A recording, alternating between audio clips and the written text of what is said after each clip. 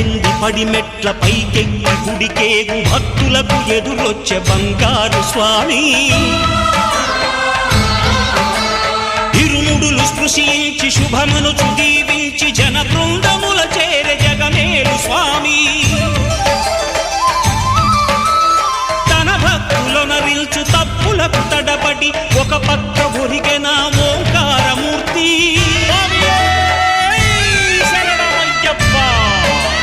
స్వాములందరూ తనకు సాయము కాగా ధీమంతుడై లేచే ఆ కన్య స్వామి పట్టబంధము వీడి భక్తతతికై